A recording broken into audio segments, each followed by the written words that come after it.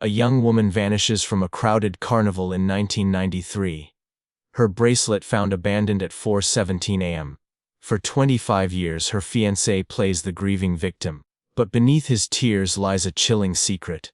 This is the story of how one detective refused to let silence win, and how DNA finally spoke the truth that destroyed a perfect lie. If you are fascinated by cases where justice refuses to die, subscribe now, because this channel uncovers the evidence that time cannot erase.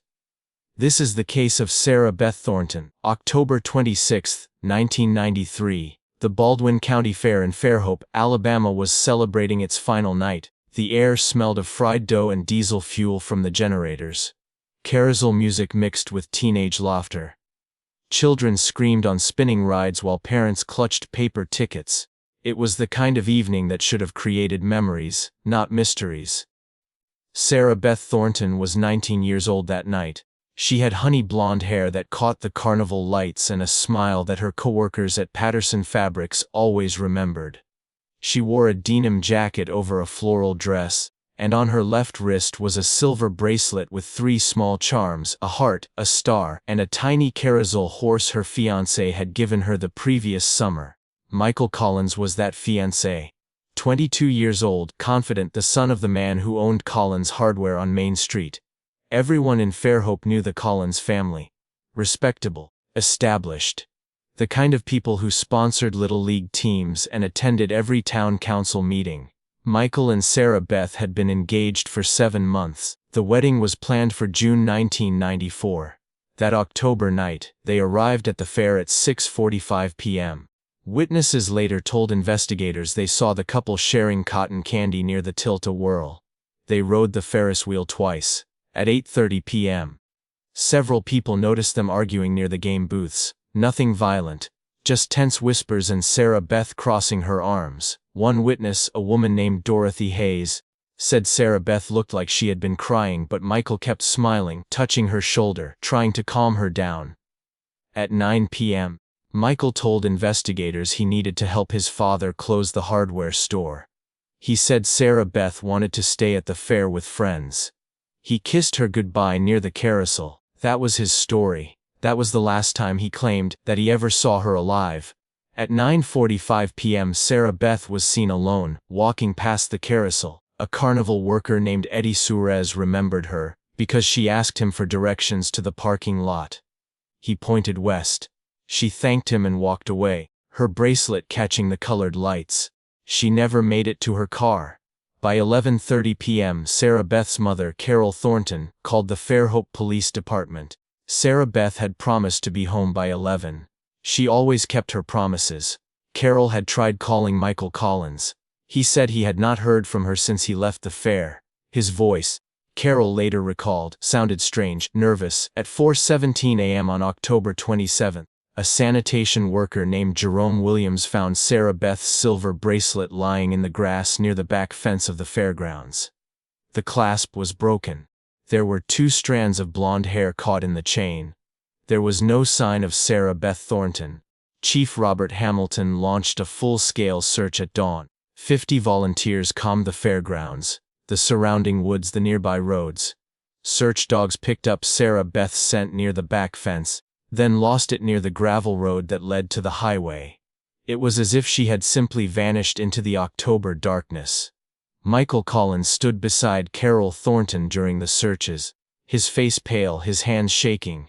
He gave interview after interview to local reporters. He begged for Sarah Beth's safe return. He cried on camera. Everyone believed him. Everyone thought he was the devastated fiancé. But Detective Linda Chambers noticed something. Michael's shoes were freshly cleaned, spotless. Strange for someone who had supposedly spent the morning searching muddy fields. The first 48 hours of any missing persons case are critical. In Sarah Beth's case, those hours were consumed by a theory that seemed obvious. The carnival workers, transient, unknown, easy to blame. Chief Hamilton ordered background checks on every carnival employee. 43 workers were fingerprinted. Their travel records were examined. Their criminal histories pulled. Detective Chambers spent 72 hours interviewing ride operators, ticket sellers, food vendors. She found petty theft, unpaid child support, nothing that pointed to murder. Eddie Suarez, the man who gave Sarah Beth directions, became the primary suspect for 2 weeks. He had a prior arrest for assault in Mississippi. He was nervous during questioning, but his alibi held. Security footage from the fair showed him working the ring toss booth from 9:30 p.m. until midnight. He could not have been involved. The carnival left Fair Ope on October 30th. The investigation stalled. Then, on November 4th, a hunter named Carl Branson found Sarah Beth's body in a wooded area 7 miles from the fairgrounds. She was buried in a shallow grave covered with leaves and branches. She had been strangled. Her denim jacket was missing. Her floral dress was torn. The medical examiner, Dr. Patricia Voss, determined that Sarah Beth had died between 10 p.m. and midnight on October 26th. Cause of death was asphyxiation due to ligature strangulation. There were defensive wounds on her hands. She had fought her attacker. The crime scene revealed few clues. No murder weapon, no clear footprints. The soil had been disturbed by rain, but investigators collected hair samples from Sarah Beth's clothing. They found a single fiber, dark blue, synthetic, possibly from a jacket or tarp. They documented everything and sent evidence to the state lab. The investigation now focused on anyone who knew Sarah Beth. Her coworkers were interviewed. Her friends. Her ex-boyfriends. Everyone had alibis. Everyone passed polygraph tests. Michael Collins voluntarily took a polygraph. The examiner noted some irregular responses, but nothing definitive. Michael explained that he was traumatized. Grieving, he hired a lawyer not because he was guilty, he said, but because the police were harassing him. Detective Chambers wanted to push harder on Michael. She requested phone records. She wanted to search his car, his home. But Chief Hamilton hesitated.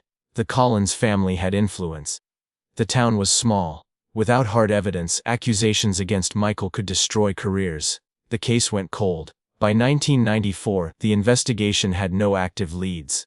The evidence sat in storage. Carol Thornton attended every town meeting, begging for answers. Michael Collins moved to Mobile, Alabama. He rarely returned to Fair Ope. Years passed. The case file gathered dust. Sarah Beth Thornton became another name on a list of unsolved murders. Another victim whose killer walked free. But evidence does not forget, and some detectives refused to quit. From 1994 to 2017, Sarah Beth's case lived in a filing cabinet in the Fairhope Police Department basement. Occasionally, a new detective would review the file, hoping to find something missed. They never did. The case was a dead end, cold frozen. Carol Thornton never stopped fighting. Every year on October 26th, she held a vigil at the fairgrounds. She placed flowers near the carousel. She handed out flyers with Sarah Beth's picture. She gave interviews to local newspapers, reminding people that her daughter's killer was still out there. Michael Collins rarely appeared in public in Fairhope. He had married in 1997. He managed a construction supply company in Mobile.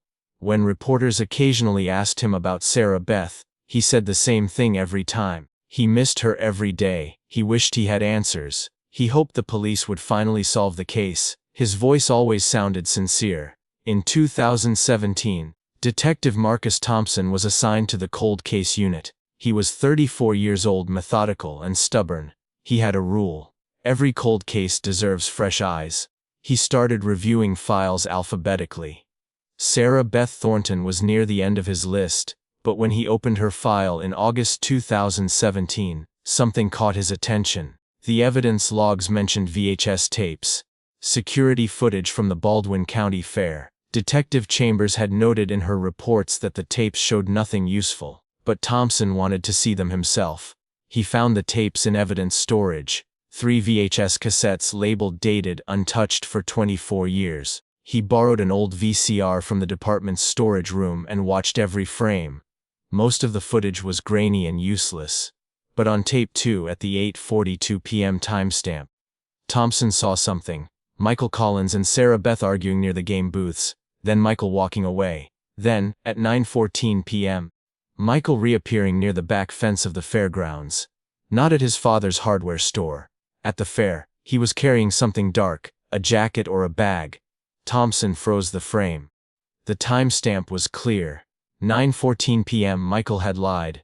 He did not leave the fair at 9 p.m. He was still there.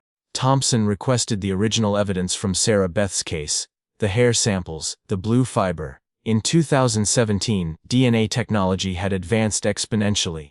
Tests that were impossible in 1993 were now routine. The state lab reprocessed the hair samples found on Sarah Beth's bracelet. 2 hairs belonged to Sarah Beth. 1 hair contained rootstock with intact DNA. It was male. The profile was entered into CODIS, the national DNA database. No match. The killer was not in the system. Thompson ran the profile through familial DNA databases. This technique, still relatively new, could identify relatives of the DNA donor. In December 2017, a search returned a hit, a second cousin match. The family tree led directly to the Collins family of Fairhope, Alabama. The hair belonged to someone related to Michael Collins. Thompson obtained a warrant for Michael's DNA. In January 2018, Michael Collins was asked to provide a voluntary sample. He refused. A court order was issued. On January 19, 2018, Michael's DNA was collected. It was a perfect match to the hair found on Sarah Beth's bracelet. But there was more. The blue fiber found on Sarah Beth's dress was reanalyzed using microscopic comparison techniques. It matched fibers from a tarp found in Michael Collins' garage during the search warrant execution. The tarp had been in his possession since 1993. The evidence was overwhelming. But Thompson wanted to understand the full story. He began investigating Michael's life in 1993. He found something that explained everything. Michael Collins had been having an affair. Her name was Rebecca Hoffman. In 1993, she was 20 years old, a cashier at a grocery store in Fairhope. She and Michael had been secretly involved for 8 months. She knew about Sarah Beth. She knew about the engagement. She did not care. She wanted Michael for herself. Detective Thompson found Rebecca living in Pensacola, Florida. She had married, divorced, remarried. She had 2 children. When Thompson knocked on her door in February 2018, she knew why he was there. She broke down in tears before he even asked a question. Rebecca confessed that on October 26, 1993, she and Michael had planned to confront Sarah Beth together. Michael had discovered that Sarah Beth suspected the affair. She had found text messages, receipts, whispers from friends. Sarah Beth had told Michael that if he did not end things with Rebecca, she would tell his family, cancel the wedding, and expose him to everyone in Fairhope. Michael could not let that happen. The Collins family reputation meant everything. His father had groomed him to take over the hardware business. A scandal would destroy everything. So Michael and Rebecca made a plan. Michael argued with Sarah Beth at the fair that night. He pretended to leave for the hardware store, but he circled back. He told Sarah Beth he wanted to talk privately, away from the crowds. He led her to the back fence of the fairgrounds, near the gravel road. Rebecca was waiting there in her car. They tried to convince Sarah Beth to keep quiet. They offered her money, they begged. But Sarah Beth refused. She called Michael a liar. She said she would never protect someone who betrayed her. That was when Michael grabbed her. Rebecca later said she did not know Michael would go that far. But once he started, she did not stop him. She watched as Michael strangled Sarah Beth with a rope he had brought in a bag. She watched as Sarah Beth fought, clawed, gasped for air. She watched as Sarah Beth died. Michael wrapped Sarah Beth's body in the blue tarp from his truck. Rebecca followed him in her car to the wooded area 7 miles away. They buried Sarah Beth together. Michael kept Sarah Beth's denim jacket and burned it later. Rebecca cleaned the tarp and stored it in Michael's garage.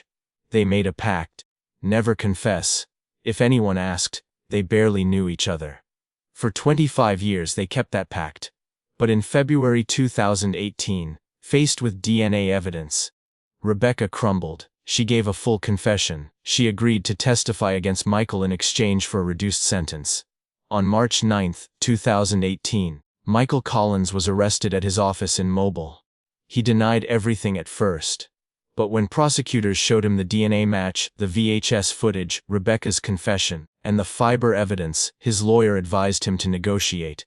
Michael Collins confessed on April 2, 2018. He admitted to strangling Sarah Beth Thornton on October 26, 1993. He admitted that Rebecca Hoffman helped him bury the body. He showed no remorse. He said he did what he had to do to protect his future. The trial began in September 2018.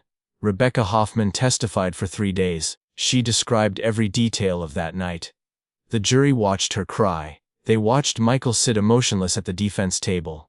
On October 25, 2018, 25 years and 1 day after Sarah Beth disappeared, the jury returned a guilty verdict. Michael Collins was convicted of first-degree murder. He was sentenced to life in prison without the possibility of parole.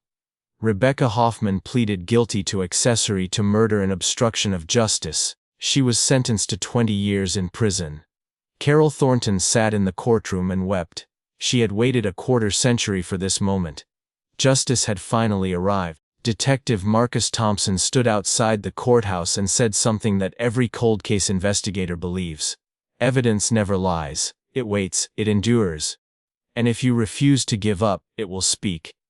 Sarah Beth Thornton's voice was silenced in 1993, but her evidence shouted the truth in 2018. A strand of hair. A blue fiber. A detective who refused to quit. This is why cold cases matter. This is why we never stop searching. Because every victim deserves justice no matter how long it takes. If this case moved you, subscribe to Silent Evidence Reveal. Hit the notification bell. Share this story. Help us bring attention to the unsolved cases that still wait for answers. Justice delayed is not justice denied. Sometimes it is just justice preparing to roar. This was the story of Sarah Beth Thornton. Remember her name.